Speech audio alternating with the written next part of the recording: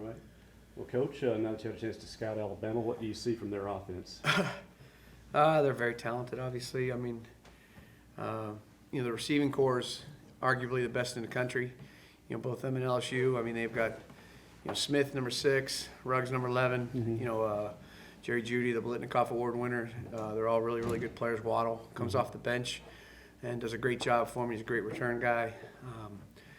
Tua's an outstanding player. He's certainly the straw that stirs the drink for them.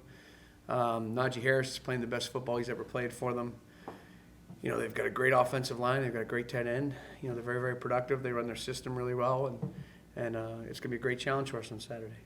You've run this game a long time, and coaches generally change with the times, but Coach Saban, how he's adjusted now to the modern-day offensive ideas of gone from, they still have power running, but they've really made great strides in the passing game that once thought impossible. Yeah, no doubt. I mean, I think it shows tremendous foresight. Coach Saban's always been one of the greatest coaches in the game, if not the greatest. And what's the old saying? You either evolve or you get left behind. And he's done a great job evolving. They've always been great on defense and used to win with a power running game and great special teams. And now they've become an explosive offense. And that's what the game has changed. I mean, our conference right now is, when in 2011, what was the score of the LSU Alabama game? I think it was 9-7 or something. And then this year, all of a sudden, you look out there, it's 46-41. So, how times have changed. Talk about your own defensive team and the course it's taken over the past several months, starting out the season in New Orleans to here, and so many ups and downs and twists and turns for you. Yeah, it has. It's we haven't, we've had good weeks and bad weeks, and there's some things we've done well and some things we've done poorly, and after 9 games, your identity is kind of what it is, and you start off, we lost some really, really talented players off of last year's team, but the standard is the standard, and expect players to step up and play in their place. What we've gotten every week on a consistent basis is great effort and great preparation. These guys every day have come to work hard. They prepare in the meeting room. They prepare in the practice field. They give their best effort on Saturday. The results haven't always been the desired results, but there have been some good things. I mean, I think we've done pretty well on third down. I think we've done pretty well with the turnover piece. Those have been positives. Crumity and Lovett have kind of, had baptism under fire. They've done a really, really good job. Probably not as productive as players from last season, but they're going to be really, really talented players. I think the defensive ends have been pretty solid. Chauncey, Marquise, and Kobe specifically. Obviously losing Fletcher hurt.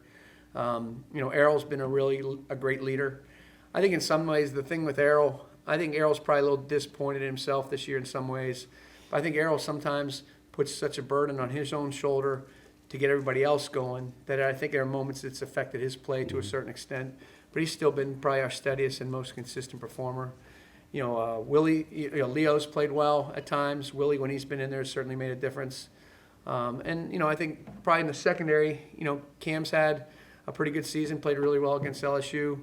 Those young freshman corners look like they're going to give us a bright future.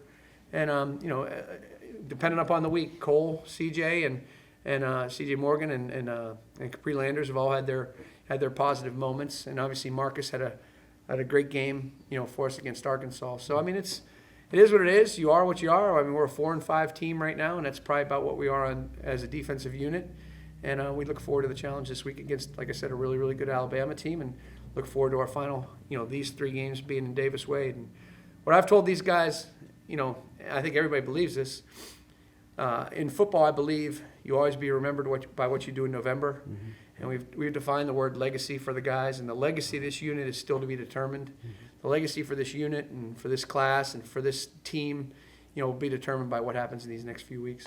Have you ever had an about face like going from experience to youth and like this and we've had to deal with? No.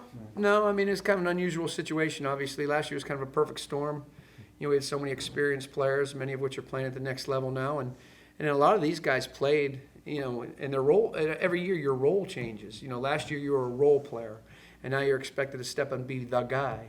And some have thrived under that, and some have struggled a little bit. And I'd say the word that I'd say is we just haven't been very consistent. I mean, there have been moments, you go, man, they're playing pretty good. And then we we just make silly mistakes. Busting a coverage, being out of position, missing tackles, doing things that prevent us from really reaching our potential. But the effort's always been there. I can't deny that. And I know that I'm real proud of these guys and look forward to seeing how they compete these next few weeks. Has this year made you more of a teacher than the else?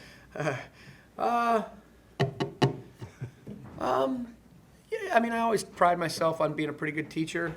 I think, I think it's had its unique challenges, that's for sure. We've had, again, our highs have been very high and our lows have been really low. And like I said, it's somewhat taught me patience. That's what's been frustrating because that's not a great quality that I possess. So my expectation is the standard, and the standard is building a championship caliber defense. And I look back and I've done some research on the history of the program, and Mississippi State's always kind of been cyclical.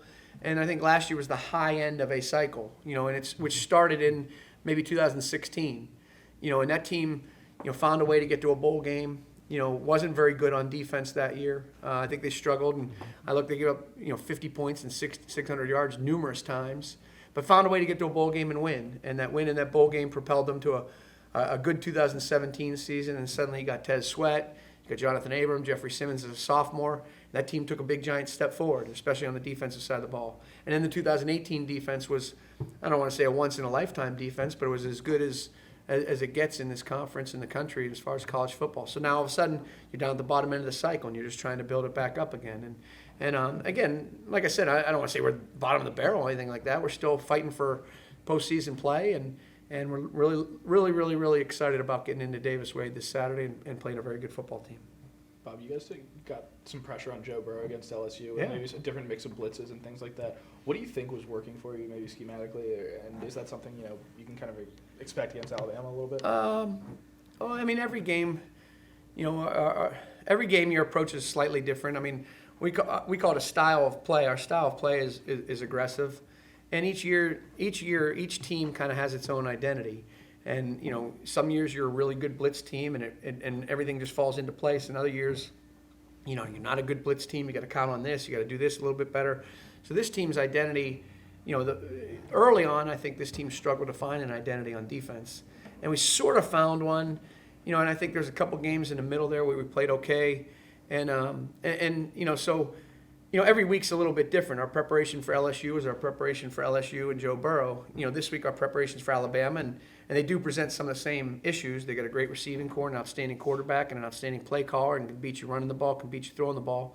I'm sure there's some things from the LSU game plan that are in this week's game plan. However, it's kind of a little different dynamic. With maybe what you lost up front and Montez or Jeff, has that forced you guys to blitz a little bit more just because you're maybe not getting as much push? Well, like I said, each team has its own identity, and we blitzed a lot last year with those guys. That's what people I hear that all the time. People say things like, well, you didn't have to blitz last year. Well, we blitzed all the time last year, and that team was a good blitz team. John Abram was as good a blitzer as there was.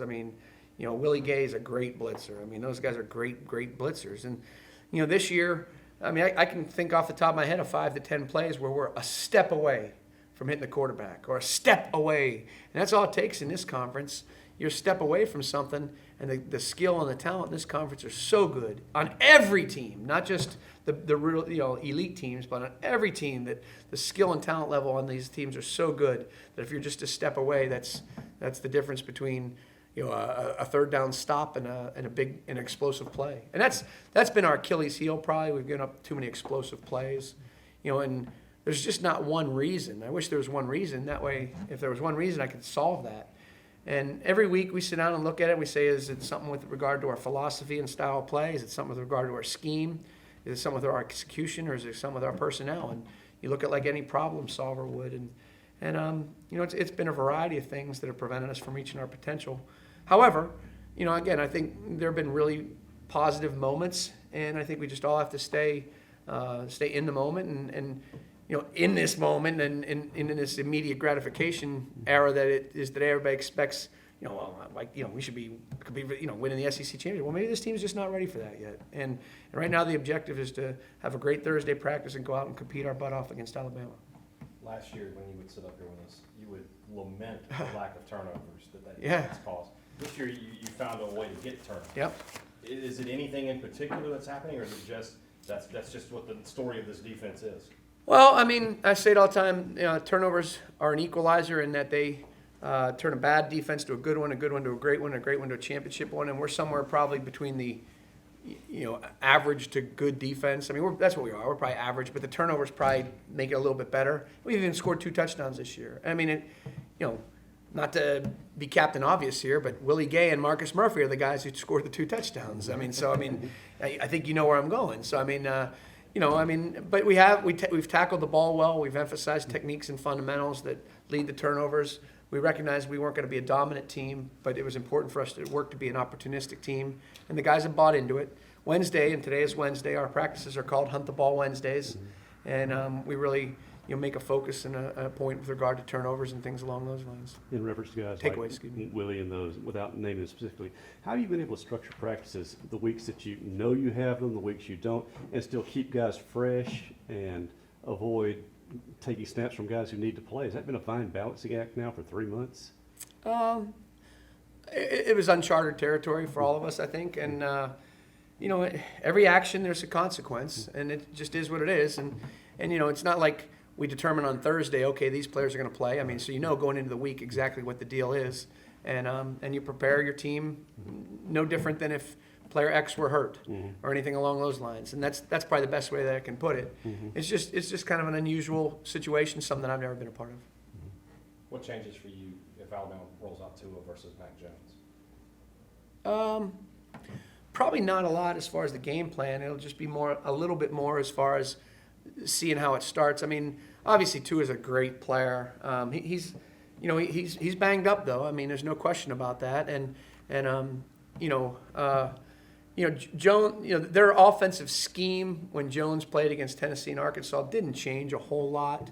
His timing isn't the same as Tua and those guys. Maybe the fact that he's right-handed will blitz on the other side a little bit more, or something along those lines. But he's certainly a highly qualified quarterback and a very, very good player. And they didn't miss a beat when they played Arkansas, and they played very, very well against Tennessee. So as far as the game plan won't change a whole lot. And it really is not a whole lot about what they do ever. It's more about what we're really good at and trying to put our players in the best position for success. As frustrating as it is in this high pressure, got to win now, do this, is there still an element of fun watching the Crumedies, the Lovetts, the Jones, the Emersons, and saying that's the future? Yes, exactly what you just said. I mean, certainly walking off the field after a loss, and again, it's not like we've lost every game, but I mean, walking off the field, you're just like, what could I have done more? I mean, I feel, I've let these guys down. We got to do better. But yes, that's what I said about the cycles.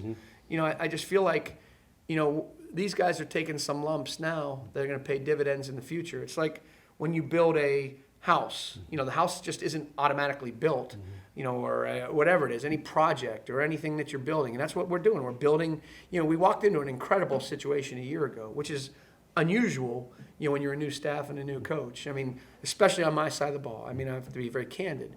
And this year's like that, the normal year that you have when you're a first-year coach.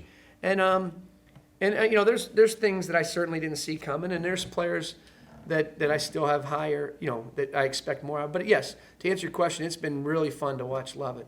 It's been really fun to watch Crumedy. And those guys have done a really good job in a situation where they've probably been asked to play more than what they really should have played. And those young corners, I use the term invest. I always talk to Coach Buck, and I just say, keep investing in those guys, man. Let's just keep working with those guys. And they haven't been perfect, but they've done a really, really good job. And you can see those guys. And you can see Marcus when he's in there. And you can see, Colin Duncan playing on special teams. You could see, Aaron Brule playing on special teams. You can see those guys and say, okay, now next year we need to build, supplement with these guys, whether it's a junior college position here or there. And that's what I said. That's what I was trying to say. I think, this may not be that year, and I can't speak any, it's really just about Alabama week this week, but we're building something, and it's going to be okay again. So I'm stay positive, stay optimistic, and like I said, the best part is, these guys are true SIP boys, and the thing I like about the players in our roster and the players that aren't part of our team are they come to work every day, they work hard, They're positive. They take constructive criticism. And as I said, I mean, it's game 10, 11, 12. It's the fourth quarter. It's the last quarter of the season right here. And the success or failure, the legacy of this team will be determined by what happens in these next 2.5 weeks. You mentioned Errol as a guy that's maybe it's been kind of a difficult year for him, but how have you seen him embrace kind of that leadership role and being captain this year? And what's maybe different about his game this year versus the last? I think Errol is such a good first and foremost, he's an incredible person. One of the best people I've ever been around in this profession.